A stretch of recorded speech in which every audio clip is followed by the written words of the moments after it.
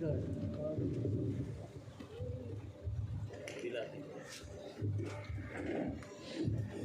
لوگ کچھ سننے کے موڈ میں ہیں؟ کچھ سننا چاہیں گے؟ کہ مجھ سے قبل مفتی صاحب کی ایک شاندار خطیب، ایک شاندار خطابت ہوئی ہے، بڑی مدلل انہوں نے تقریر آپ کے سامنے پیش کی، تو میں نہیں سمجھتا ہوں کہ اس کے آگے کوئی تقریر کی ضرورت ہوگی۔ ایسا ہے؟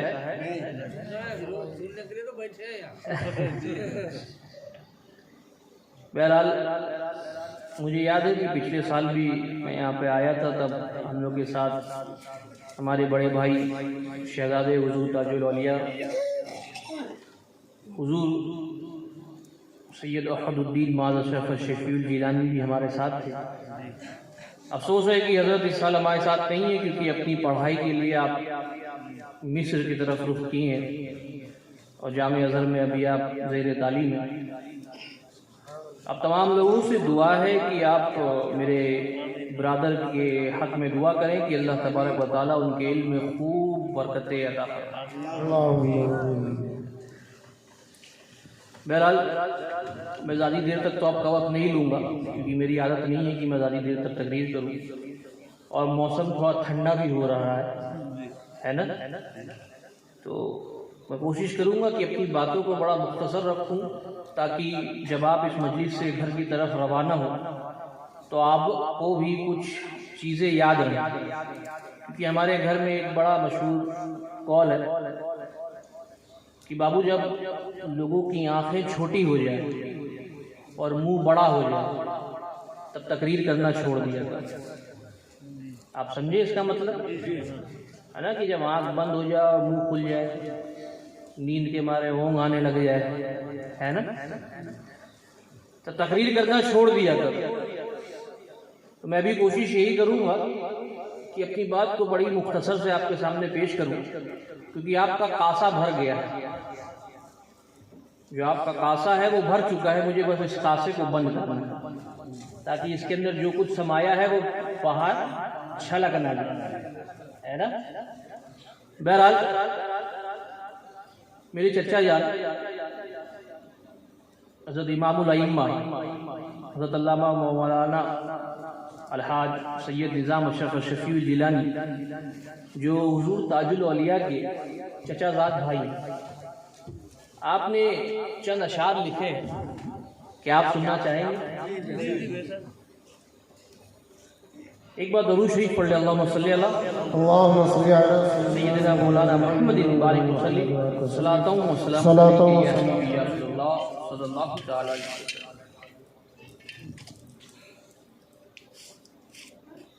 یہ آپ نے ابھی اسی سال لکھا ہے 12ویں شریف کے موقع پر، اور اس کا جو عنوان ہے وہ یہ ہے کہ سب سے الگ۔ کیا ہے؟ سب سے الگ۔ شاعر کی اور لطیف کی توجہ چاہوں گا، سب سے الگ۔ اب دیکھیے کیا کیا چیزیں سب سے الگ۔ خوشیاں ہے بہت، خوشیاں ہے بہت، پر یہ خوشی سب سے الگ ہے۔ خوشیاں ہے بہت، پر یہ خوشی سب سے الگ ہے، اور کونین میں میلاد نبی سب سے الگ ہے۔ کونین میں میلاد نبی سب سے الگ ہے۔ خوشیاں ہیں بہت، پر یہ خوشی سب سے الگ ہے۔ یہ پہلا شعر ہے، ٹھیک ہے۔ اس جیسی زمانے میں نہیں کوئی ساتھ سمجھتے ہیں وقت، اس جیسی زمانے میں نہیں کوئی ساتھ، آقا کی ولادت کی گھڑی سب سے الگ. سبحان اللہ. آقا کی ولادت کی گھڑی سب سے الگ ہے. آپ لوگ میرے ساتھ جب سب سے الگ کہیں گے نا تو اور مزہ آئے گا. ہاتھ اٹھا کے بتائیے کون کون سب سے الگ ہے, نہیں کہے گا.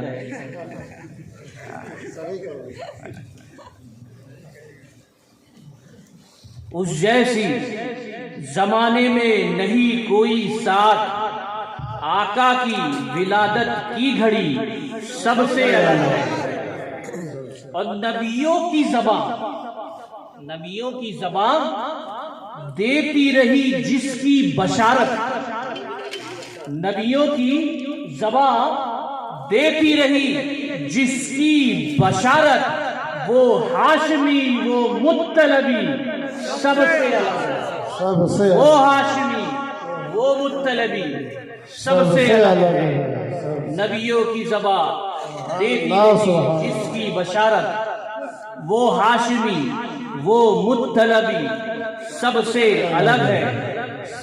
اور لا مانے نہیں, اور لا اس کی لبے جود پر آتا ہی نہیں, اور لا اس کی لبے جود پر آتا ہی نہیں. واللہ مدینے کا سخی سب سے الگ ہے. سبحان اللہ. واللہ مدینے کا سخی سب سے الگ ہے.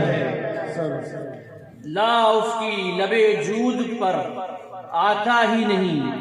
واللہ مدینے کا سخی سب سے الگ ہے.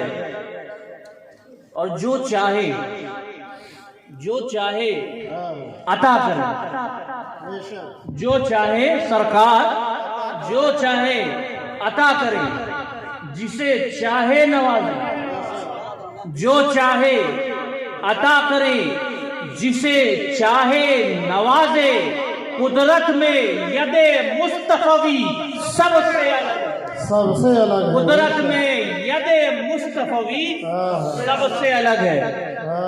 قدرت میں ید مانے ہاتھ, ید مصطفی سب سے الگ ہے. بے شک بے شک. جو چاہے عطا کرے جسے چاہے نوازے. قدرت میں ید مصطفی سب سے الگ ہے. ماشاء اللہ ماشاء اللہ. اور مخلوق میں آگے بیان کریں, مخلوق میں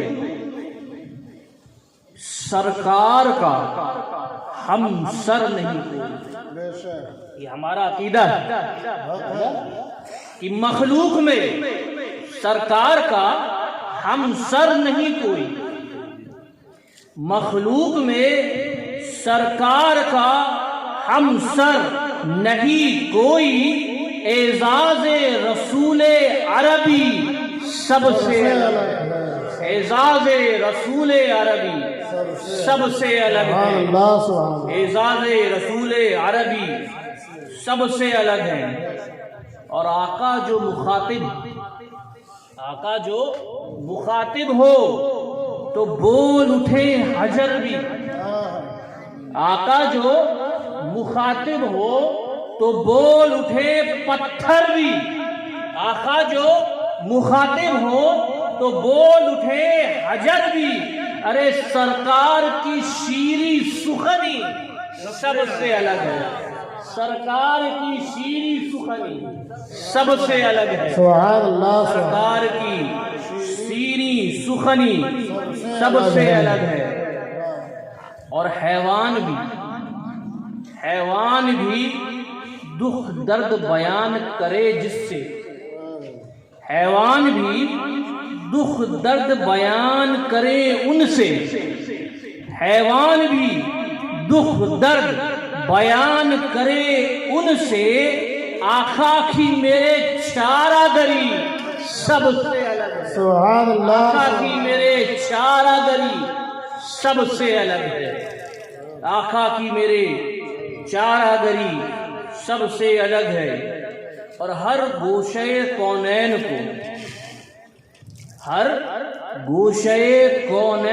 کو وہ دیکھ رہے ہیں. سبحان اللہ. ہر گوشے کونین کو وہ دیکھ رہے ہیں وسعت میں نگاہ نبوی سب سے الگ ہے، سب سے الگ ہے، واہ نگاہ نبوی سب سے الگ ہے، وسعت میں نگاہ نبوی سب سے الگ ہے۔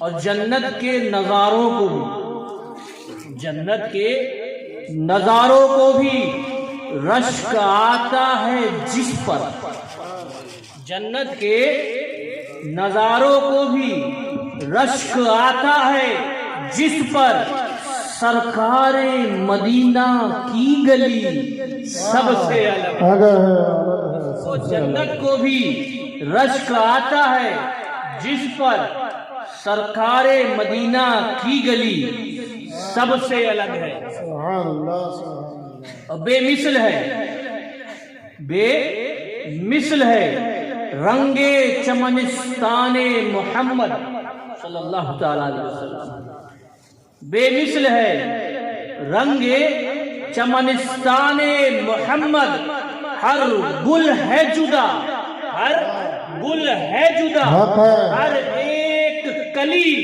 سب سے الگ ہے، واہ ہر گل ہے جدا، ہر ایک کلی سب سے الگ ہے، ہر گل ہے جدا، ہر ایک کلی سب سے الگ ہے، سبحان اللہ سبحان اور فطرت میں ہے، فطرت میں ہے خون شہ عالم کی تجلی، فطرت میں ہے خون شہ عالم کی تجلی، فطرت میں ہے خون شہ عالم کی تجلی، ارے سادات کا حسن نسبی سب سے سے الگ ہے، واہ سادات کا حسن نسبی سب سے الگ ہے، اور جابازی کو بھی ناز ہے اس مرد جری پر، جابازی کو بھی ناز ہے اس مرد جری پر، اللہ کے شیروں میں علی سب سے الگ سب ہے، سے الگ ہے، اللہ کے شیروں میں علی سب سے الگ ہے، سبحان اللہ سبحان اللہ، اور ہر ظلم سہا، ہر ظلم سہا دامنی سرکار نہ چھوڑا، ہر ظلم سہا دامنی سرکار نہ چھوڑا، کردار بلال حبشی سب سے الگ ہے، سبحان اللہ کردار بلال حبشی سب سے الگ ہے، اور ہر زخم سہا، ہر زخم سہا بیٹوں نے دی شہادت، ہر زخم سہا بیٹوں نے دی شہادت، کربل میں صبر حسینی سے الگ ہے، واہ کربل میں صبر حسینی سب سے الگ ہے، واہ سبحان اللہ، اور امت میں نبی کے اصحاب ہیں افضل، امت میں نبی کے اصحاب ہیں افضل، امت میں نبی کے اصحاب ہیں افضل، پر صدیق و عمر و عثمان و علی سب سے الگ ہے، واہ صدیق و عمر و عثمان و علی سب سے الگ ہیں، خوشیاں ہے بہت پر یہ خوشی سب سے الگ ہے۔ ایک بار درود پڑھ لیں، اللہم صلی علی اللہم صلی علی سیدنا سیدنا شفیعنا مولانا محمد محمد و آباد و سلام علیکہ یا حبیبی یا صلی اللہ تعالی علیہ وسلم۔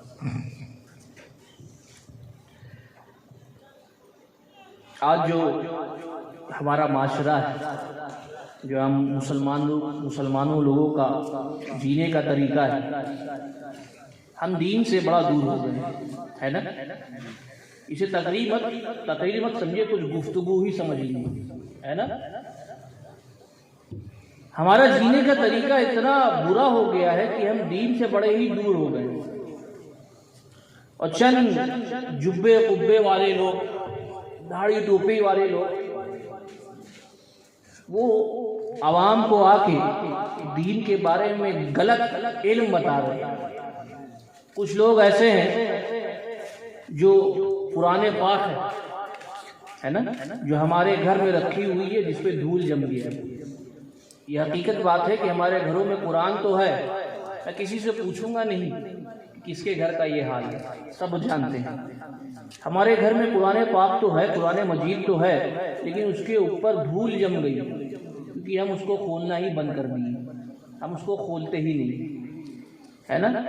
ہم بڑے پریشان حال رہتے ہیں. ہم سوچتے ہیں کہ ہماری پریشانیوں کا حل کیا ہے.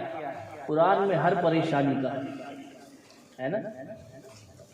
تو کچھ جبے کبے والے لوگ عام مسلمانوں کو بہکانے کی کوشش کرتے ہیں اور وہ کہتے ہیں، استعمال کرتے ہیں قرآن پاک کا. اب جیسے کہ کچھ لوگ ایسے ہیں جو جہاد جیسے مقدس نام کا استعمال کرتے ہوئے لوگوں کو اپنی بھٹی کا ایندھن بنا رہے ہیں اور قرآن پاک کا استعمال کر رہے ہیں.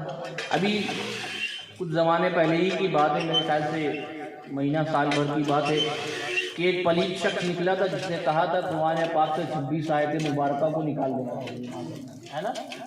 میں اس پلیت شخص کا نام بھی اپنی زبان پہ لینا نہیں چاہتا. کیوں کہا اس نے؟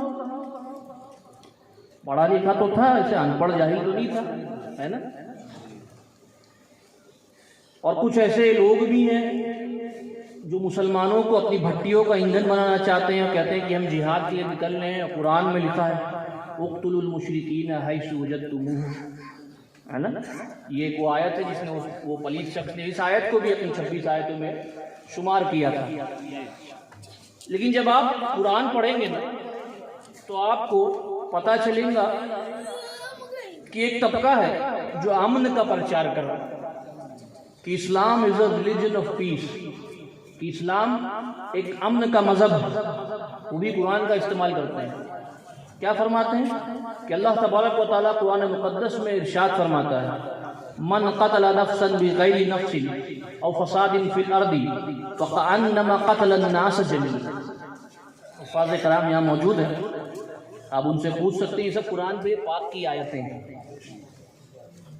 کہ اگر کسی شخص نے کسی دوسرے شخص کو، میں مسلمان کی بات نہیں کر رہا ہوں، ایک شخص نے کسی دوسرے شخص کا ناحق قتل کیا، یعنی کہ وہ بے گناہ تھا، اس نے کوئی کام نہیں کیا ایسا جس سے اس کا قتل کیا جائے، تو کسی شخص نے کسی ناحق شخص کا قتل کیا تو گویا کہ اس نے پوری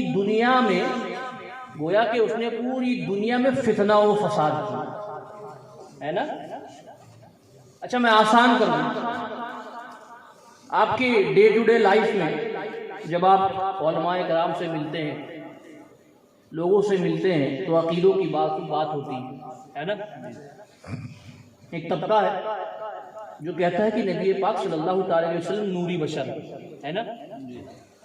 یہ اہل سنت والجماعت کا عقیدہ ہے. اور ہم کون ہیں؟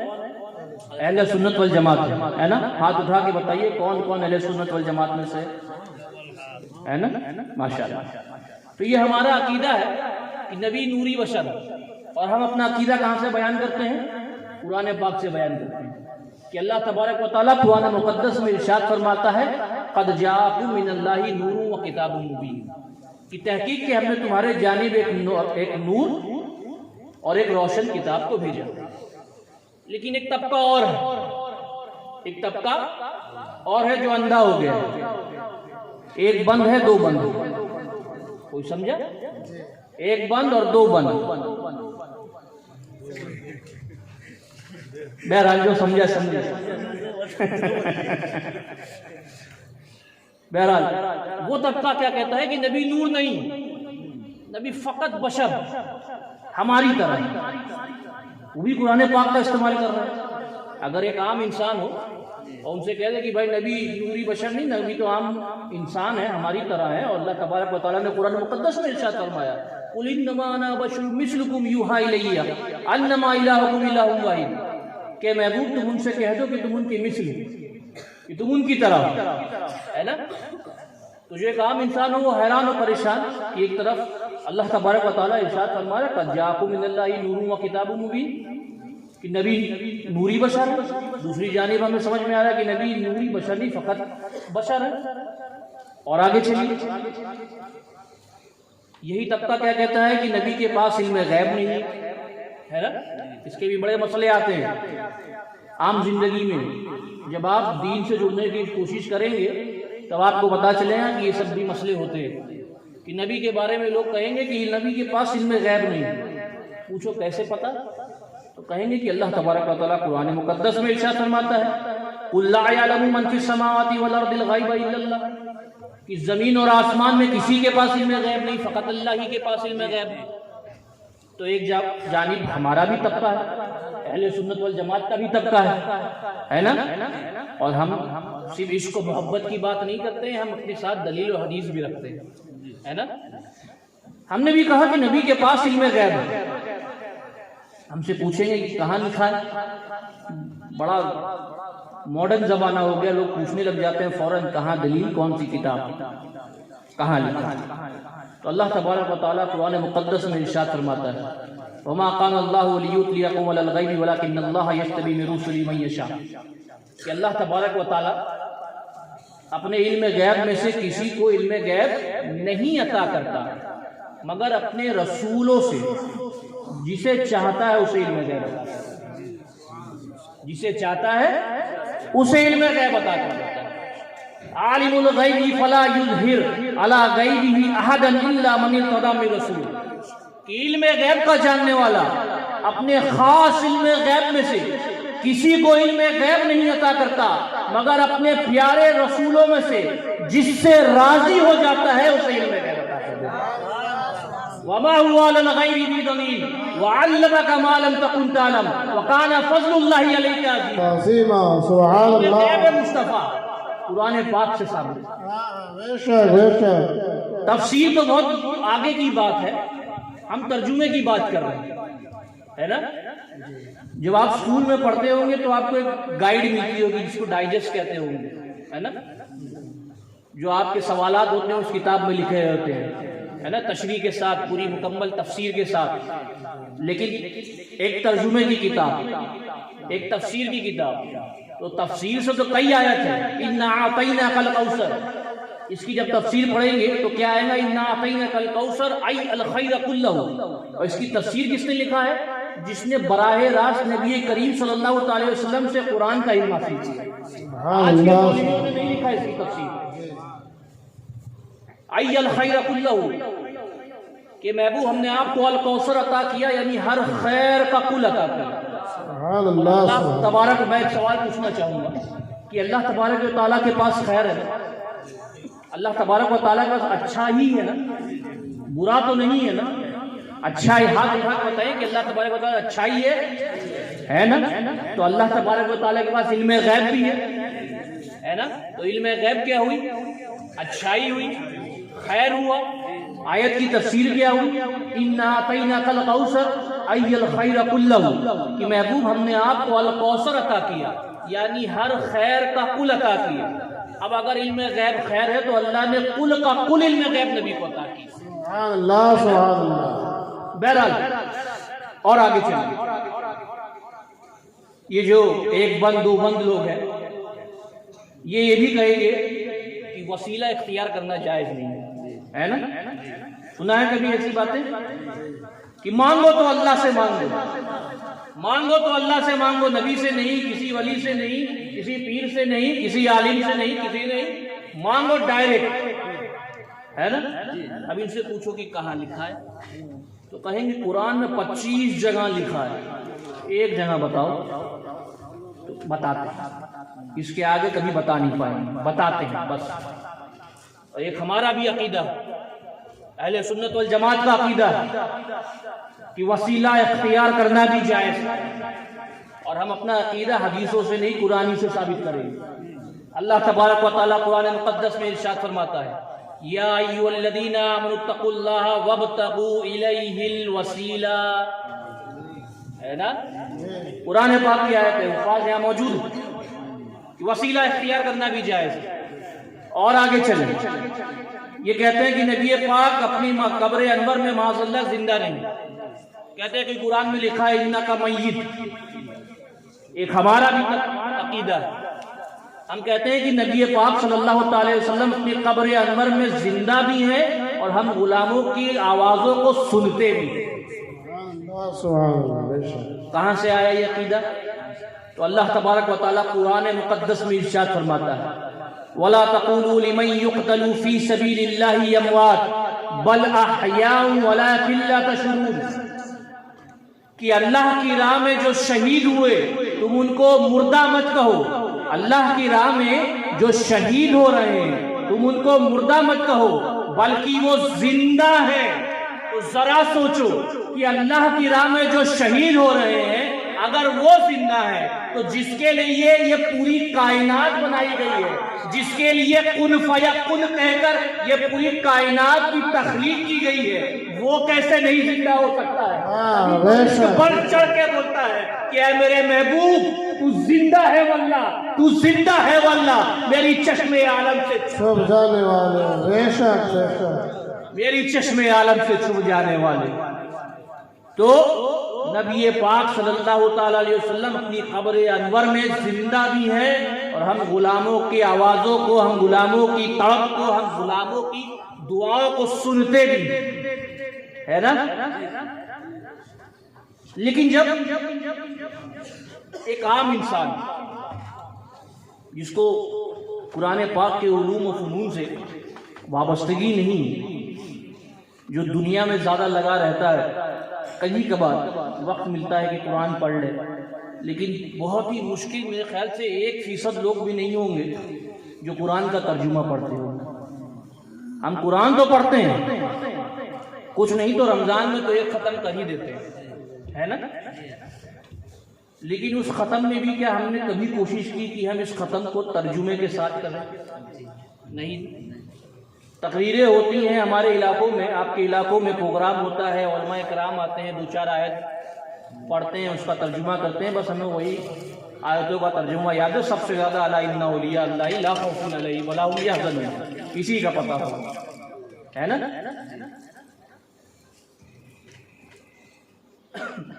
بہرحال تو جو ایک عام انسان ہوتا ہے جس کو قرآن سے وابستگی نہیں ہوتی، جب وہ قرآن پڑھنا شروع کرے گا تو وہ دیکھے گا کہ ایک جانب اللہ تبارک و تعالیٰ قرآن مقدس میں یہ فرما رہا ہے اور ایک جانب اسی کے برعکس فرما رہا ہے۔ وہ سوچے گا کہ قرآن میں تو کانٹرڈکشن، ٹکراؤ ہو رہا ہے، اور اللہ تبارک و تعالیٰ قرآن مقدس میں یہ بھی ارشاد فرما رہا ہے کہ ذالک الکتاب لا ریب فیہ، یہ وہ کتاب ہے جس میں کوئی شک ہی نہیں، یہ وہ کتاب ہے جس میں کوئی شک ہی نہیں، لیکن جب ہم اس کو پڑھ رہے ہیں تو ہم شک میں مبتلا ہو رہے ہیں، ہے نا۔ تو ذرا غور کرو، طالب علم کی توجہ چاہوں گا کہ اللہ تبارک و تعالیٰ قرآن مقدس میں ارشاد فرماتا ہے ذالک الکتاب لا ریب فیہ، یہ جو لا ہے، یہ طالب علم یہ والی بات سمجھیں گے، یہ لائے نفی جنس کا ہے، ریبہ اس کا اسم ہے، فیہ جار مجرور، ثابت اس کا متعلق جس میں ہوا ضمیر پوشیدہ، ذوالحال مفتی صاحب ہمارے پیچھے بیٹھے ہوئے ہیں، جس میں ہوا ضمیر پوشیدہ ذوالحال۔ اب یہ بیان کرنے کا مقصد یہ ہے کہ حال کئی طریقے کا ہوتا ہے۔ مثال کے طور پر پیر راہب میاں اسٹیج پہ آئے اس حال میں انہوں نے کالی صدری پہنی ہے نا، یہ حال بیانیہ ہو گیا، اسے کئی طریقے کے ہوتے ہیں۔ تو اس آیت کی جب آپ تفسیر پڑھیں گے تو آپ کو سمجھ میں آئے گا، جو سلیس ترجمہ ہوگا کہ نہیں ہے اس میں کوئی شک، یعنی کہ قرآن پاک میں، قرآن پاک کی طرف اشارہ ہے کہ نہیں ہے اس میں کوئی شک، اس حال میں یہ علت بن رہی ہے، یہ وجہ بن رہی ہے کہ شک نہ ہونا کس وجہ سے ہے، کیوں ہے، کس لیے ہے، تو نہیں ہے اس میں کوئی شک اس حال میں کہ یہ ہدایت ہے اولیاء اللہ کے لیے، یہ ہدایت ہے اولیاء اللہ کی، اولیاء اللہ کے لیے۔ پورا آیت کیا ہے؟ ذالک الکتاب لا ریب فیہ ھدی للمتقین، یہ ہدایت ہے متقین کے لیے۔ اب متقین سے مراد اولیاء اللہ کی ہوتا ہے تو امام نصفی فرماتے ہیں کہ متقین سے مراد اولیاء اللہ ہوتا ہے، اور ایک قرآن پاک کی آیت ہے یا ایھا الذین آمنوا اتقوا اللہ، کیا تھی وہ ہے؟ ان الذین آمنوا اتقوا اللہ نہیں، وہ کونوا مع الصادقین والی کیا ہے؟ ابتدا سے بتائیے، یا ایھا الذین آمنوا اتقوا اللہ وکونوا مع الصادقین، کہ اے وہ جنہوں نے ایمان لایا اللہ سے ڈرو، سچوں کے ساتھ ہو جاؤ، ہے نا؟ تو یہاں صادقین سے مراد بھی اولیاء اللہ ہے، متقین سے بھی مراد اولیاء اللہ ہے، صادقین سے بھی مراد اولیاء اللہ ہے۔ امام نصفی فرماتے ہیں، کیوں فرماتے ہیں وہ انشاءاللہ آگے کی بات میں بیان کریں گے۔ تو نہیں ہے اس کتاب میں کوئی شک اس حال میں کہ یہ ہدایت ہے اولیاء اللہ کے لیے، یہ ہدایت ہے اولیاء اللہ کے لیے، یعنی کہ شک نہ ہونا یہ ہر ایک کے لیے نہیں، شک نہ ہونا یہ ہر ایک کے لیے نہیں ہے نا، یہ شک نہ ہونا یہ ہر ایک کے لیے نہیں۔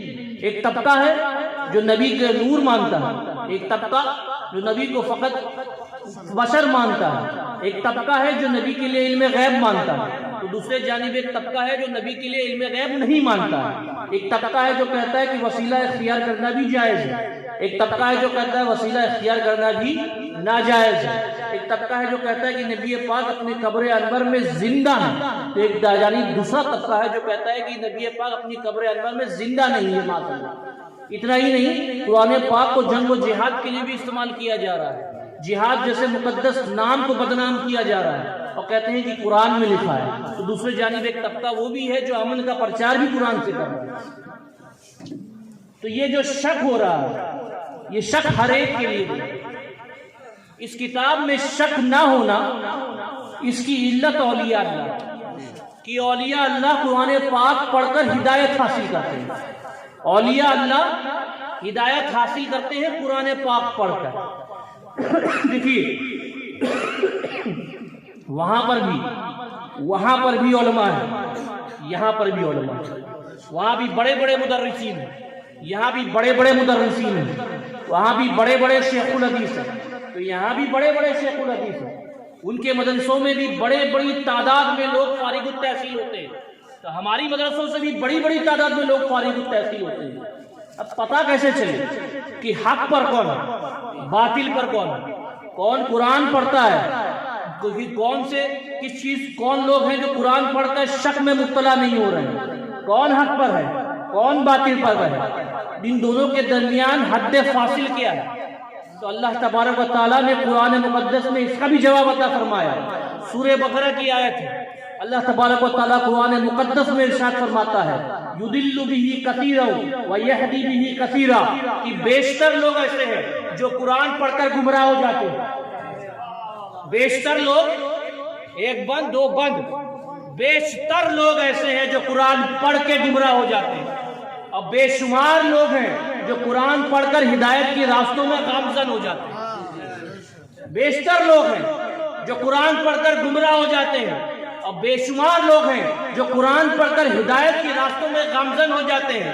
اب یہ وہ لوگ کون ہیں جو قرآن پڑھ کر ہدایت کے راستوں میں گامزن ہو رہے ہیں؟ اللہ نے قرآن میں اس کا جواب عطا فرمایا کہ اگر تم جاننا چاہتے ہو کہ حق پر کون ہے باطل پر کون ہے تو یہ مت دیکھنا کہ کس جماعت نے کتنے مولوی تیار کیے، یہ مت دیکھنا کہ کس جماعت نے کتنے مدرسین تیار کیے، یہ مت دیکھنا کہ کس جماعت نے کتنے محققین تیار کیے، یہ مت دیکھنا کہ کس جماعت نے کتنے مفسرین تیار کیے، بلکہ دیکھنا ہے تو یہ دیکھنا کہ غوث اعظم دستگیر کی جماعت کے ساتھ ہے، بلکہ دیکھنا ہے تو یہ دیکھنا کہ ہم سب کے غریب نواز کی جماعت کے ساتھ ہے، بلکہ دیکھنا ہے تو یہ دیکھنا کہ مخدوم اشرف جہانگیر سمنانی کی جماعت کے ساتھ ہے، دیکھنا ہے تو یہ دیکھنا کہ کہ ہم سب کے پیر و مرشد حضور اشرف الاولیاء کس جماعت کے ساتھ ہیں؟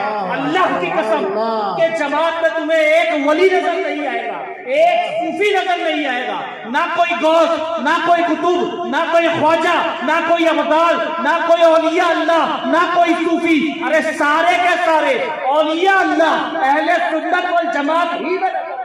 سبحان اللہ، نعرہ تکبیر، نعرہ تکبیر، نعرہ رسالت، نعرہ حیدری، سبحان اللہ سبحان اللہ۔ کیونکہ اولیاء اللہ کے عقیدے میں کوئی ٹکراؤ نہیں۔ جو عقیدہ غوث اعظم دستگیر کا ہے وہی عقیدہ خواجہ غریب نواز کا بھی، اور جو عقیدہ خواجہ غریب نواز کا ہے وہی عقیدہ علاء الحق پنڈوی کا بھی، اور جو عقیدہ علاء الحق پنڈوی کا ہے وہی عقیدہ مخدوم اشرف جہانگیر سمنانی کا ہے، اور جو عقیدہ مخدوم پاک کا ہے وہی عقیدہ اشرف الاولیاء کا ہے، اور وہی عقیدہ مخدوم اشرف مشن سے پڑھایا جاتا ہے۔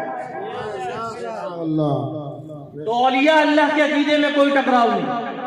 اب اگر کوئی جھبا پھبا والا، کوئی بڑی داڑھی ٹوپی، لمبی لمبی داڑیاں لے کر آپ کے پاس آئے اور آپ کو کہے کہ قرآن میں ایسا ایسا لکھا ہے، پہلے دیکھ لینا کہ اس کا عقیدہ کیا ہے، جان لینا کہ وہ غوث پاک کا غلام ہے کہ نہیں، جان لینا کہ وہ مخدوم اشرف جہانگیر سمنانی پہ اپنی جان کو قربان کرنے کے لیے تیار بھی ہوتا ہے کہ نہیں ہوتا، جان لینا کہ حضور اشرف الاولیاء کی شان میں وہ برائی کر رہا ہے کہ وہ اچھائی بول رہا ہے۔ جب یہ پتہ کر لوگے نا تو جو بھی کہے گا وہ صحیح ہے نا۔ کیا وجہ ہے؟ ایک بات ذرا سوچیے، تمام انسان ہیں، زیادہ پڑھے لکھے نہیں، کیا وجہ ہے کہ حضور اشرف الاولیاء کو گئے ہوئے عنقریب 25 سال ہو گئے، عنقریب 25 سال ہو گئے، مخدوم اشرف جہانگیر سمنانی کو گئے ہوئے عنقریب 600 سال ہو گئے، لیکن آج بھی ان کا زمانے میں ڈنکا بج رہا ہے نا۔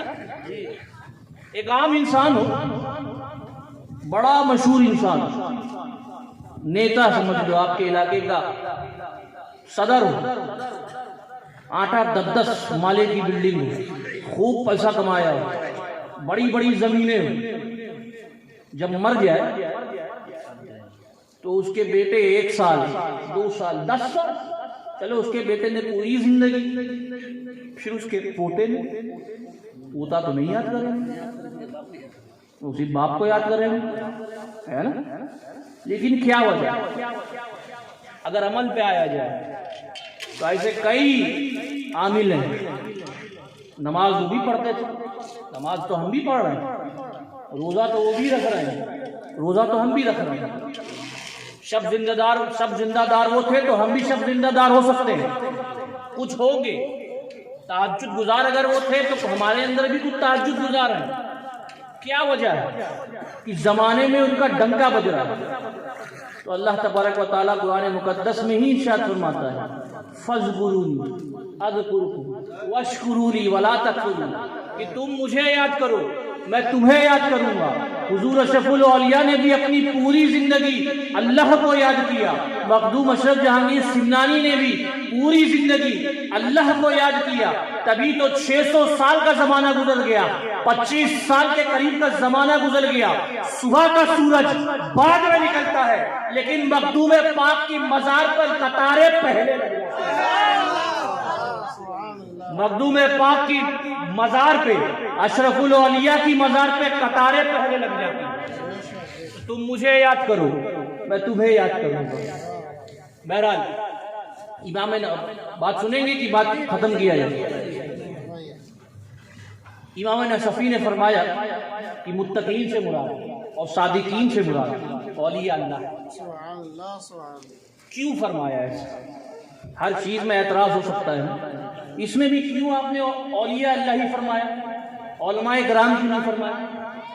ہمارے مسجد کے امام کو کیوں نہیں فرمایا؟ ہے نا کہ ہمارا امام جو ہے قرآن پڑھ کے ہدایت حاصل کر رہا ہے، ہمارے مدرسے کے علماء جو ہیں مفتی صاحب ہیں وہ قرآن پڑھ کے ہدایت حاصل کر رہے ہیں۔ مطلق اولیاء اللہ کی فرمایا ہے نا۔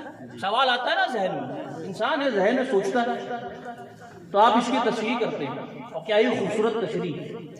آپ نے فرمایا کہ ایسا ہو سکتا ہے، ایسا ہو سکتا ہے کہ کوئی عالم ہو کر، کوئی غور سے سنیے گا، ایسا ہو سکتا ہے کہ کوئی عالم ہو کر کافر ہو جائے۔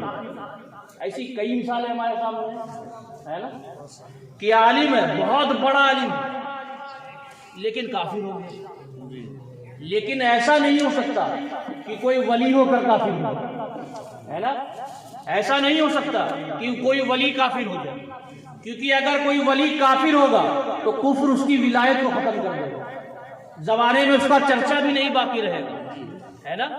اس لیے آپ نے فرمایا کہ اولیاء اللہ مراد، اولیاء اللہ مراد، کیونکہ ایسا کبھی نہیں ہو سکتا کہ جو اللہ کا ولی ہو جائے پھر وہ کافر ہے نا۔ بہرحال تو یہ جو اللہ کے ولی ہوتے ہیں، ان کے بارے میں اللہ تبارک و تعالیٰ قرآن مقدس میں ارشاد فرماتا ہے، الا ان اولیاء اللہ لا خوف علیہم ولا هم یحزنون، کہ خبردار، ہوشیار، اللہ کے ولی کو نہ کسی چیز کا خوف ہے نہ کسی چیز کا غم ہے۔ اب میں نے اتنے سوال کیے تو ہو سکتا ہے کہ آپ کے ذہن میں بھی یہ سوال آ جائے کہ معیز میاں یہ بتائیے کہ حضور اشرف الاولیاء اللہ کے ولی کیسے ہو گئے؟ ہم نہیں تسلیم کریں، ہم نہیں مانتے کہ حضور اشرف الاولیاء اللہ کے ولی ہیں۔ سوال کر سکتا ہے کوئی؟ تو الحمدللہ فقیر اپنے دادا جان کی ولایت کی ثبوت قرآن سے بھی رکھتا ہے اور حدیث سے بھی رکھتا ہے۔ میں نے کہا ہے، ڈنکے کی چوٹ پہ کہا ہے کہ حضور اشرف الاولیاء اللہ کے ولی ہیں۔ اللہ تبارک و تعالیٰ اللہ کے ولیوں کے بارے میں قرآن مقدس میں ارشاد فرماتا ہے، الا ان اولیاء اللہ لا خوف علیہم ولا هم یحزنون، کہ خبردار، ہوشیار، اللہ کے ولی کو نہ کسی چیز کا خوف ہے نہ کسی چیز کا غم۔ اب یہ خوف کیا ہوتا ہے، غم کیا ہوتا ہے؟ خوف جو ہوتا ہے وہ انسان کو اپنی جان کا ہوتا ہے۔ کس کی جان کا ہوتا ہے؟ اپنی جان کا ہوتا ہے۔ خوف جو ہوتا ہے انسان کو اپنی جان کا ہوتا ہے، اور غم جو ہوتا ہے اپنے یاروں اور رشتہ داروں کی جان کا غم ہوتا ہے۔ تو اب پوری چیز کو ملا کے سنیں کہ خبردار، ہوشیار، اشرف الاولیاء اللہ کے وہ ولی ہیں جس کو نہ اپنی جان کا خوف ہے نہ اپنی یاروں کی جان کا خوف ہے۔ اشرف الاولیاء اللہ کے وہ ولی ہیں جس کو نہ اپنی جان کا خوف ہے نہ اپنے مریدوں کی جان کا خوف ہے، کیونکہ آپ خود بھی جنت میں جائیں گے، اپنے مریدوں کو بھی جنت میں لے کے جائیں گے۔ آپ خود بھی جنت میں جائیں گے اور اپنے مریدوں کو بھی جنت ہی میں لے کے جائیں گے۔ میں نے کہا ہے، پوری ذمہ داری کے ساتھ کہا ہے کہ حضور اشرف الاولیاء سید شاہ مجتبی اشرف شفیع الجیلانی، جسے نام نہیں پتا وہ نام بھی یاد کر لے، وہ آپ اللہ کے ولی ہیں۔ میرے دادا حضور اشرف العلماء، جو حضور اشرف الاولیاء کے سگے چھوٹے بھائی تھے، ٹھیک ہے، چھوٹے بھائی، جب آپ حامہ شریف گئے، ٹھیک ہے، جب آپ حامہ شریف گئے تو حامہ شریف کے لوگ تو حضور اشرف العلماء کو نہیں جانتے تھے، ہے نا۔ اگر میں آپ کے علاقے میں پہلی بار آؤں تو آپ کو یہ پتا ہوگا، اگر آپ کو اطلاع ہے تو یہ پتا ہوگا کہ فلاں شخص آ رہے ہیں، ہم نے دیکھا تو نہیں ہے، لیکن اس زمانے میں، جس زمانے میں حضور اشرف العلماء گئے تھے، 1992 کی بات بتا رہا ہوں، جب آپ حامہ شریف گئے تھے تو کسی کو تو پتا نہیں تھا کہ حضور اشرف العلماء آ رہے ہیں، نہ کسی کو اطلاع دی گئی تھی کہ اس زمانے میں ایسا کچھ فون وون کا بھی بڑا مہیا نہیں تھا، یہ سب چیزیں۔ آپ حامہ شریف گئے اپنے مریدوں کے ساتھ، اور جیسے ہی آپ سرزمین حامہ شریف پہ قدم رکھتے ہیں، پہلے چھوٹے بھائی کا واقعہ سنیے پھر بڑے بھائی پہ آئے۔ جب آپ حضور اشرف العلماء سرزمین حامہ شریف پہ اپنا قدم رکھتے ہیں تو اچانک سے ایک بھیڑ جمع ہو جاتی ہے، اچانک سے ایک بھیڑ جمع ہو جاتی ہے، اور تمام کے تمام بڑے خوبصورت لوگ ہوتے ہیں۔ حامہ شریف کے جو لوگ تھے، اب تو وہاں پہ بڑا بمبلاسٹ ہو گیا، کچھ شہر بچا ہی نہیں ہے۔ بڑے خوبصورت لوگ تھے، کیونکہ میرے والد گرامی بھی اس سفر میں تھے اور کئی مرید بھی تھے اس سفر میں، تو مجھے یہ جب واقعہ ان سے سنائی میں آیا تو حضور اشرف العلماء کے مریدوں نے حضور اشرف العلماء سے کہا کہ حضور آپ اجازت دیجیے ایک ایک شادی ہم یہاں پہ بھی کر لیں۔ اب سوچئے کس درجے کا حسن و جمال ہوگا وہاں کے لوگوں کا کہ پہلی بار پہنچے اور لوگوں نے کہا کہ حضرت اجازت دیجیے ایک شادی ہم یہاں پہ بھی کر لیتے ہیں۔ اس حسن و جمال میں جب حضور اشرف العلماء اپنا قدم سرزمین حامہ شریف پہ رکھتے ہیں، اچانک سے ایک بھیڑ جمع ہو جاتی ہے اور آواز گونجنے لگ جاتی ہے، واللہ واللہ ھذا شیخ الکبیر، واللہ واللہ ھذا شیخ الکبیر۔ اب ذرا غور کریں، اللہ نے قرآن میں کیا ارشاد فرمایا؟ الا ان اولیاء اللہ لا خوف علیہم ولا هم یحزنون، کہ خبردار، ہوشیار، اللہ کے ولی کو نہ کسی چیز کا خوف ہے نہ کسی چیز کا غم۔ جب آپ اس آیت کی تفسیر پڑھیں گے، جب آپ اس آیت کی کسی بھی تفاسیر میں اس کی تفسیر پڑھیں گے تو آپ کو پتا چلے گا کہ اللہ کا ولی وہ ہے جسے دیکھ کر خدا یاد آ جائے، جسے دیکھ کر خدا یاد آ جائے۔ تو اب غور کریں، جب حضور اشرف العلماء حامہ شریف کی سر زمین پر قدم رکھتے ہیں تو حامہ شریف کے لوگوں کی زبان پر واللہ واللہ کا ورد شروع ہو جاتا ہے، وہ اللہ کی قسمیں کھانے لگ جاتے ہیں۔ تو جب جمال اشرف العلماء حامہ شریف کے لوگ دیکھتے ہیں تو ان کو خدا کا یاد آ جاتا ہے۔ تفسیر کیا کہتی ہے کہ اللہ کا ولی وہ ہے جسے دیکھ کر خدا یاد آ جائے۔ تو اس میں کوئی شک نہیں کہ آپ کے چھوٹے بھائی بھی اللہ کے ولی ہیں۔ اسی طرح جب حضور اشرف الاولیاء راج محل کے سر زمین پہ اپنا قدم رکھتے ہیں تو ایک کافر آپ کے جلال کو دیکھ کے پڑھنے لگتا ہے لا الہ الا اللہ محمد رسول اللہ صلی اللہ علیہ وسلم۔ تو جس کے جلال و جمال کا بات ہو، جس کے جلال کو لوگ دیکھ کر اللہ کا کلمہ پڑھنے لگ جائے، جس کے چہرے رخ انور کو دیکھ کر زبان پہ کلمہ طیبہ کی تلاوت شروع ہو جائے تو وہ کیسے اللہ کا ولی نہیں ہو؟ یہ تو ہو گئی آیت کی بات۔ روایت سننا چاہیں گے یہ بات یہیں پہ مکمل کریں۔ ہاں، مفتی صاحب نے ایک حدیث بیان کی تشریح بھی کی، حدیث قدسیہ جس کے بارے میں آپ نے بیان کیا، کنت سمع الذی، یہ تو حدیث مجھے یاد نہیں ہے، اس کا ایک جز یاد ہے، کنت سمع الذی یسمع بہ وبصرہ الذی یبصر بہ ویدہ الذی یبطش بها ورجلہ التی یمشی بها، ہے نا؟ کہ جب کوئی نوافل پڑھ کر اللہ کے قریب، تو نوافل پڑھتا ہے تو وہ اللہ کے قریب ہو جاتا ہے، اللہ کا ولی ہو جاتا ہے نا؟ بیان کیا تھا نا مفتی صاحب نے کہ وہ اللہ کا ولی ہو جاتا ہے، اور جب کوئی اللہ کا ولی ہوتا ہے تو اللہ کیا ارشاد فرماتا ہے کہ میں اس کی آنکھ ہو جاتا ہوں جس سے وہ دیکھتا ہے نا، میں اس کے کان ہو جاتا ہوں جس سے وہ سنتا ہے، میں اس کے ہاتھ ہو جاتا ہوں جس سے وہ پکڑتا ہے، میں اس کے پیر ہو جاتا ہوں جس سے وہ چلتا ہے۔ امام حجر عسقلانی اس حدیث میں آگے بیان کرتے ہیں وَلِسَانَهُ الَّذِي يَتَقَلَّمُ بِهِ، کہ اللہ تبارک و تعالیٰ ارشاد فرما رہا ہے کہ جب کوئی میرا ولی ہو جاتا ہے تو میں اس کی زبان ہو جاتا ہوں جس سے وہ بولتا ہے نا؟ اب یہ پوری حدیث کو ایک طرف رکھیں اور زندگی حضور اشرف الاولیاء کو دوسرے جانیے اور دونوں کو ملا دیجیے تو ہر زندگی کا ہر ایک جز کسی نہ کسی اس بات سے جڑتا ہوا نظر آتا ہے۔ جب حضور اشرف الاولیاء، آپ کس کے بیٹے تھے؟ حضور تاج الاصفیاء، اگر گھر میں رہ جاتے صرف مریدوں میں ہی ٹہلتے رہتے تو بھی اپنی پوری زندگی گزار لے جاتے، ہے نا؟ اگر چاہتے تھے کیونکہ تاج الاسفیاء کے بیٹے ہیں حضور اشرف الاولیاء. اگر چاہتے تو گھر ہی میں رہتے. بنگال آ کے کیا کرنا تھا؟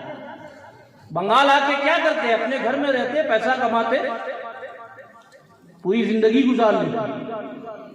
لیکن جب کوئی اللہ کا ولی ہو جاتا ہے تو اللہ کیا فرما رہا ہے کہ میں اس کے پیر ہو جاتا ہوں جس سے وہ چلتا ہے. تو اب سوچیں, اپنی پوری زندگی حضور اشرف الاولیاء کی چوچا میں گزار سکتے تھے. ان کے ایک بھائی بمبئی میں رہتے تھے, اپنے چھوٹے بھائی کے پاس چلے جاتے, بمبئی میں رہ کے کماتے. لیکن آئے کہاں؟ بنگال کی سرزمین پر, بنگال کی کھاڑی میں. کہاں پہ؟ پنڈوا کے جنگل میں. کون لے کے آیا؟ کون لے کے آیا؟ اللہ کیا فرما رہا ہے کہ میں اس کے پیر ہو جاتا ہوں جس سے وہ چلتا ہے.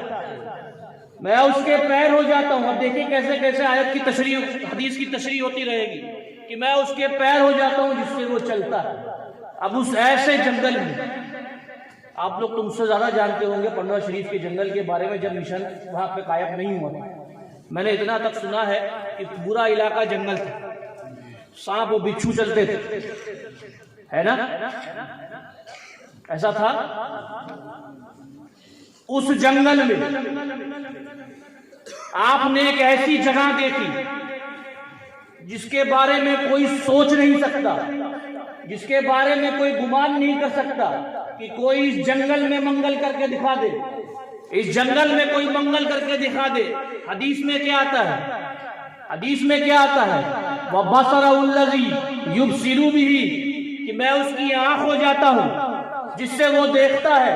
تو مجھے یہ کہہ لینے دو, جب حضور اشرف الاولیاء پنڈوا کی سرزمین پہ آتے ہیں تو آپ کو اللہ تبارک و تعالی وہ پاک زمین دکھاتا ہے جہاں پہ آج مخدوم اشرف مشن قائم ہے. دکھا کے اللہ تبارک و تعالی نے اللہ تبارک و تعالیٰ نے حضور اشرف الاولیاء کو بتا دیا, کیونکہ اللہ کا ولی وہ ہوتا ہے, وہی سنتا ہے جو اللہ سناتا ہے. تو اللہ نے حضور اشرف الاولیاء کو یہ بات بتا دی کہ اے میرے محبوب, اے حضور اشرف الاولیاء, دیکھو یہ وہ جگہ ہے جہاں پہ ایک ادارہ قائم ہوگا جس سے سنیت کا کام ہوئے گا, اور جو بنگال میں اہل سنت والجماعت کا مرکز ہوگا. کوئی نہیں سوچ سکتا تھا کہ بنگال کی کھاڑی میں کوئی آ کے اتنا بڑا ادارہ بنا دے, ہے نا؟ آگے حدیث میں کیا آتا ہے؟ وَلِسَانَهُ الَّذِي يَتَكَلَّمُ بِهَا, کہ میں اس کی زبان ہو جاتا ہوں جس سے وہ بولتا ہے. اب جس نے جو یہ چاہتا ہے کہ حضور اشرف الاولیاء اس کو دیکھتے رہے, جو یہ چاہتا ہے کہ حضور اشرف الاولیاء اس کو دیکھتے رہیں. آپ چاہتے ہیں کہ حضور اشرف الاولیاء پل بھر آپ کو دیکھتے رہیں, ہر مصیبت سے آپ کو محفوظ کرتے رہیں. تو سنو, حضور اشرف الاولیاء ہی نے فرمایا کہ جو مجھے دیکھنا چاہتا ہے وہ مشن کو دیکھ لے, میں اسے دیکھتا رہوں, ہے نا؟ لیکن ابھی مزہ نہیں آ رہا. ایک واقعہ بیان کر کے پھر یہ بات بیان کرتے ہیں. حضور اشرف الاولیاء جب عمرہ پہ جا رہے تھے تو اس زمانے میں کشتی سے عمرہ پہ جایا جاتا تھا, ٹھیک ہے, ناؤ سے. آج تو ہوائی جہاز سے لوگ چلے جاتے ہیں, اس زمانے میں بڑا لمبا سفر ہوتا تھا, 1 1 1.5 2 مہینہ جانا آنے لگتا تھا. تو آپ جب کشتی پہ سوار ہوتے ہیں تو آپ کے ساتھ ایک مرید بھی ہوتا ہے, اور اس مرید کا بکسا پانی میں گر جاتا ہے. اب سوچیں, آپ 2-4 مہینے کے سفر پہ نکلے ہیں, آپ کا سارا کپڑا پیسہ اس بیگ میں ہے, اور وہ بیگ پانی میں گر جائے اور ڈوب جائے, اور وہ ایسا بھی نہیں کہ تالاب ہوگی ڈبکی مار کے نکال لیں, سمندر میں ڈوب گیا. وہ دوڑا دوڑا حضور اشرف الاولیاء کی بارگاہ میں آتا ہے اور کہتا ہے, حضرت بیگ ڈوب گیا پانی میں, ہمارا بکسا ڈوب گیا ہے پانی میں, راہ سفر نہیں ہے, کیسے گزارا ہوگا؟ حضور اشرف الاولیاء اللہ کے ولی تھے, دور تک دیکھ رہے تھے, مسکراتے ہیں کہ بابو پریشان کیوں ہوتے ہو؟ وَلِسَانَهُ الَّذِي يَتَكَلَّمُ بِهَا، کہ میں اس کی زبان ہو جاتا ہوں جس سے وہ بولتا ہے۔ اب حضور اشرف الاولیاء کیا فرما رہے ہیں کہ بابو پریشان کیوں ہوتے ہو؟ ڈوب گیا ہے، گر گیا ہے، صبر کر لو، خود بخود تمہارے پاس آ جائے گا۔ اب کشتی کا سفر شروع ہوتا۔ پیر صاحب نے کہہ دیا، صبر میں بیٹھا ہے مرید، انتظار میں کہ میرے حضرت نے کہا ہے ہو کر رہے گا، میرے حضرت نے کہا ہے ہو کر رہے گا۔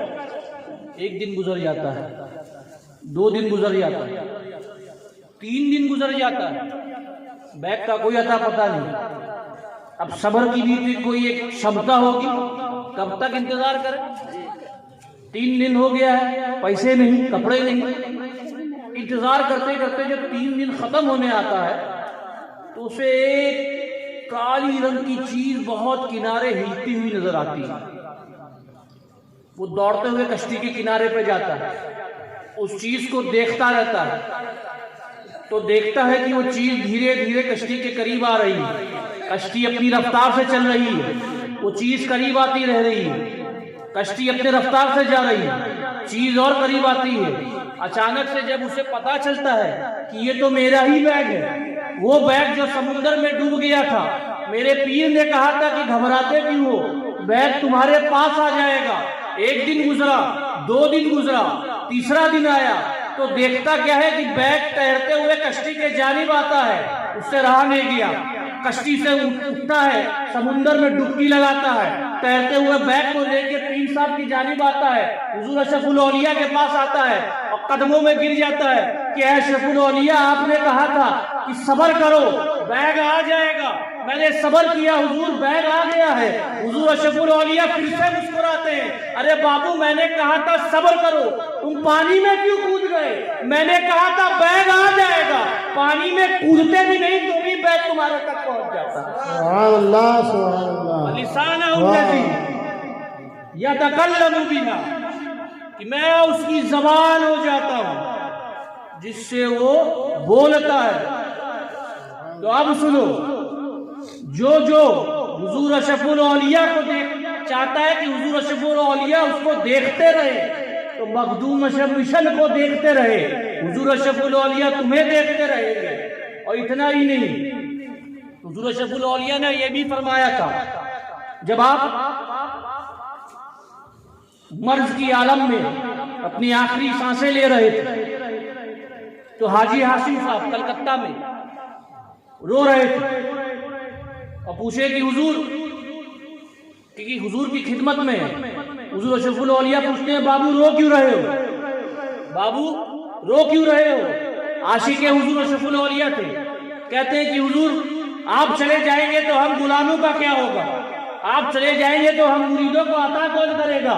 تو سنو، وَلِسَانَهُ الَّذِي يَتَكَلَّمُ بِهَا، کہ میں اس کی زبان ہو جاتا ہوں جس سے وہ بولتا ہے۔ حضور اشرف الاولیاء نے کہا کہ بابو پریشان مت ہو، بابو پریشان مت ہو، میرے جانے کے بعد تم سب کو میرا بیٹا، میرا لاڈلا بیٹا تاج الاولیاء عطا کریں گے، میرا لاڈلا بیٹا تاج الاولیاء تمہیں عطا کریں گے۔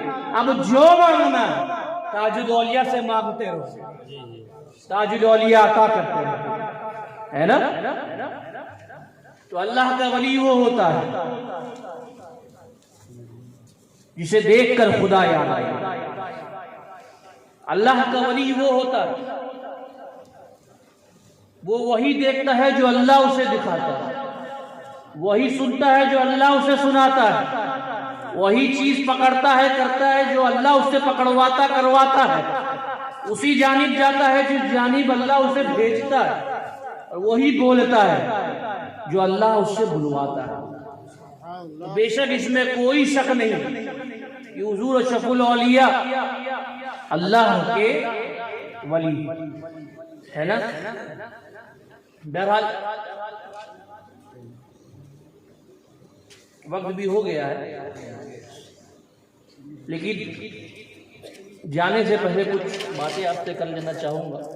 یہ جو مشن کے جانب سے آپ کو چپکا دیا جاتا ہے نا، تو پھر اس کے بعد آپ سے کچھ وقت بعد آپ سے وہ چپکا کلیکٹ کرنے کے لیے مشن سے لوگ آتے ہیں، یہ آپ پہ بھاری تو نہیں پڑ رہا ہے؟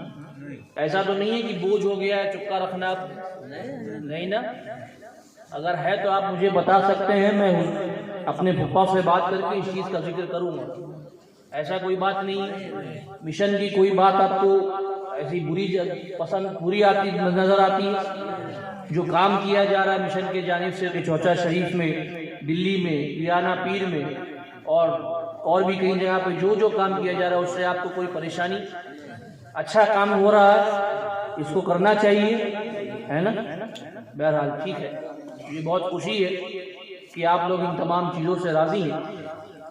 اور جانے سے پہلے، کیونکہ ہمارے گھر کی یہ عادت رہی ہے اور آپ تو مجھ سے زیادہ حضور تاج الاولیاء کی خطاب سن چکے ہیں، تو آپ کی یہ عادت رہی ہے کہ اپنی خطاب کو ختم کرنے سے پہلے آپ تمام لوگوں کو استغفار کی دعوت دیتے تھے، تو میں بھی جانے سے پہلے آپ کو استغفار کی دعوت دینا چاہتا ہوں، لہٰذا آپ لوگ بھی دو زانو بیٹھ جائیں جیسے نماز میں بیٹھتے ہیں، اپنے ہاتھوں کو اپنے ناک پر باندھ لیں۔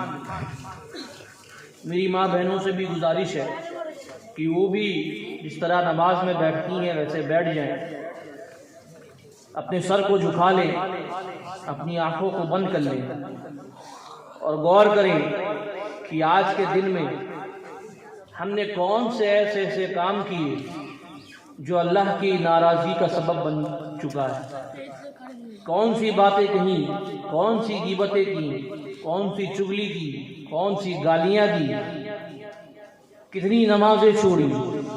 اپنی پوری زندگی پہ توجہ کریں اور اس کو اپنے رب کے حضور پیش کریں۔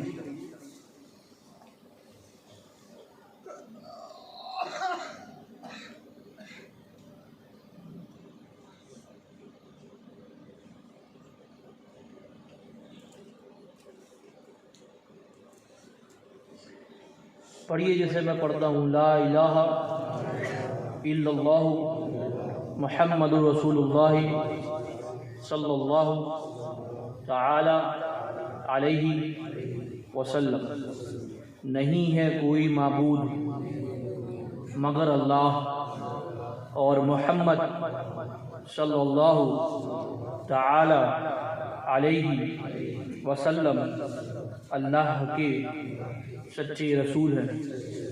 استغفر اللہ ربی من کل ذنب فاتوب الیہ، اے اللہ میں اپنی تمام چھوٹی بڑی گناہوں سے، جسے میں نے جان کر یا بھول کر یا چھپ کر یا قصداً یا اعلانیہ کیا، یا اللہ میں اپنی تمام گناہوں سے توبہ کرتا ہوں، یا اللہ تو میری ان تمام گناہوں کو معاف فرما اور میری اس توبہ کو قبول فرما، آمین۔ الحمدللہ ایک مختصر سے وقت میں ہم نے کلمہ طیبہ کی بھی تلاوت کی اور استغفار بھی ہم نے پڑھا۔ یقین جانیے کہ جس نے بھی سچے دل سے توبہ کی ہے تو وہ ایسا ہو گیا ہے کہ جیسے اس نے کوئی گناہ کیا ہی نہیں۔ بہرحال اب کوشش کیجئے کہ اپنی آنے والی زندگی جتنا ہو سکے گناہوں سے اپنے آپ کو بچائیں، اپنے آپ کو گناہوں سے محفوظ رکھیں، کیونکہ ایک زمانہ ایسا بھی آنے والا ہے کہ لوگ اپنے ایمان کی حفاظت نہیں کر پائیں گے، ہے نا؟ لوگ اپنے ایمان کی حفاظت نہیں کر پائیں گے۔ ظاہر تو وہ ایسے لگیں گے کہ ان سے بڑا متقی اور پرہیزگار کوئی نہیں۔ حدیث میں آتا ہے یاتی علی الناس زمن یجتمعون ویصلون فی المساجد ولیس فیہم۔ کہ لوگوں کے اوپر ایک ایسا زمانہ بھی آئے گا کہ وہ لوگ مسجدوں میں جمع ہو کر باجماعت نمازیں ادا کریں گے، لیکن ان میں سے کوئی بھی مومن نہیں ہوگا، ہے نا؟ حدیث میں ہے کہ لوگ مسجدوں میں جمع ہو کر باجماعت نماز ادا کریں گے، گھر پہ رہ کے نہیں، مسجد میں آ کر جماعت کے ساتھ نمازیں ادا کریں گے، لیکن ان میں سے کوئی بھی مومن نہیں ہوگا۔ تو دعا ہے کہ اللہ تبارک و تعالی ہم تمام کے ایمان کی حفاظت فرمائے، ہے نا؟ اور کوشش کیجئے کہ گناہوں سے اپنے آپ کو بچا سکیں، اور جتنا ہو سکے کلمہ طیبہ کا تلاوت کریں، استغفار پڑھیں، اور درود پاک کے گجرے نبی پاک صلی اللہ تعالی وسلم کی بارگاہ میں نچھاور کریں۔ میں انہی چند کلمات کے ساتھ اپنی بات کو مکمل کرتا ہوں۔ اگر میرے کہنے میں کسی طرح کا بھی لغزش ہوئی ہے، یا حدیث پاک یا قرآن پاک کی تلاوت میں کسی طرح کی بھی لغزش ہوئی ہے، تو فقیر اس سے توبہ کرتا ہے، استغفر اللہ ربی من کل ذنب واتوب الیہ، وآخر دعوانا الحمدللہ رب العالمین۔ السلام علیکم۔ یا نبی سلام علیکہ، یا رسول سلام علیکہ، یا حبیب سلام علیکہ، صلوات اللہ علیکہ، حبیبی یا رسول اللہ، یا حبیبی اشرفی شیدا تمہارا، اشرفی آقا ہمارا، کر کے دنیا سے کنارہ، رکھتا ہے تم سے سہارا، لو خبر جلدی خدا را، یا نبی سلام علیکہ، یا رسول سلام علیکہ، یا حبیب سلام علیکہ، صلوات اللہ ہو کرم محبوب داور، میرے تاج الاولیاء پر، عمر میں برکت عطا کر، دین کی خدمت لیا کر، یا نبی سلام علیکہ، یا رسول سلام علیکہ، یا حبیب سلام علیکہ، صلوات اللہ۔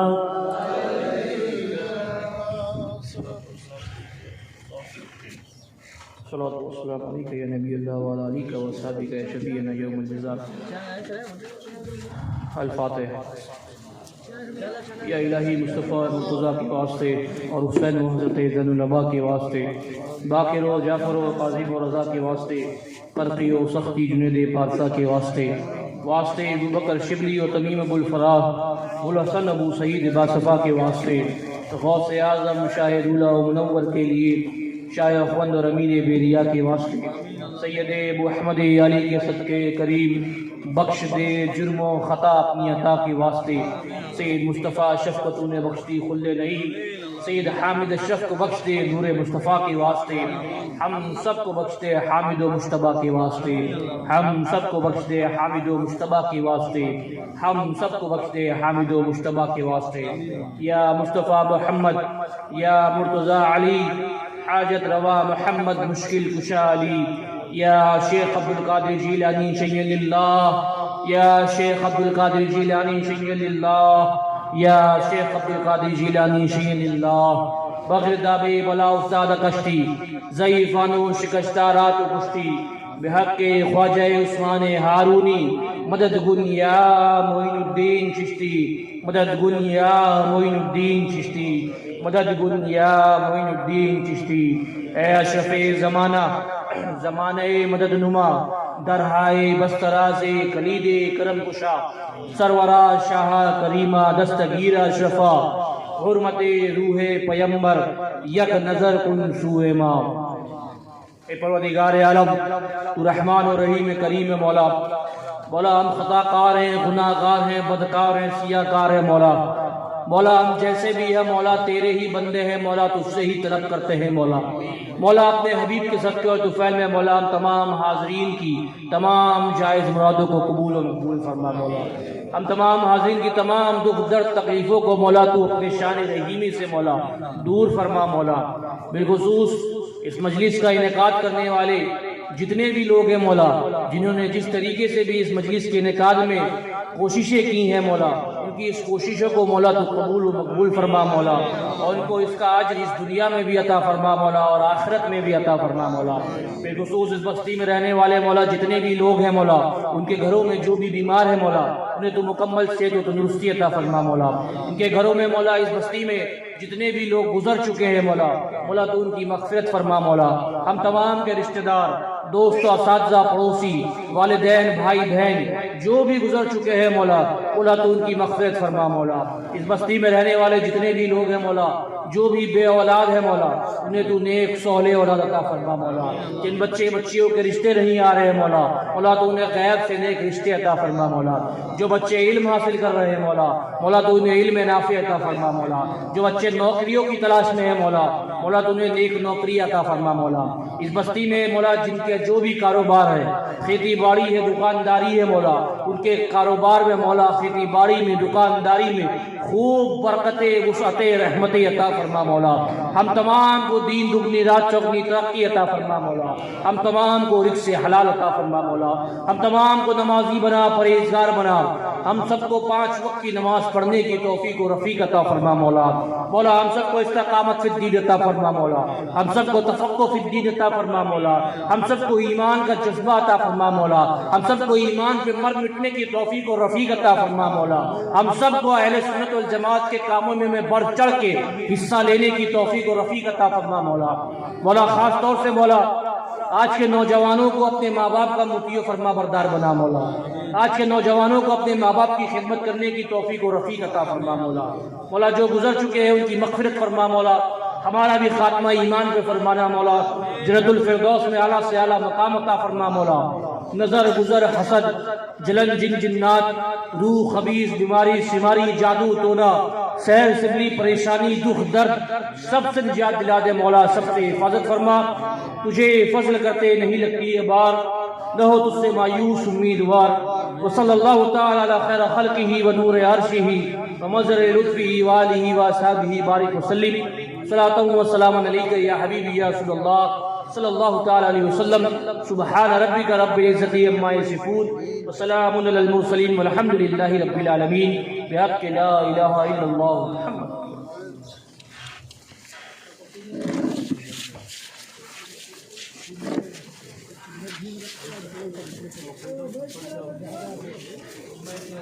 سیڑھی کا بولے سیڑھنے لگ جائے.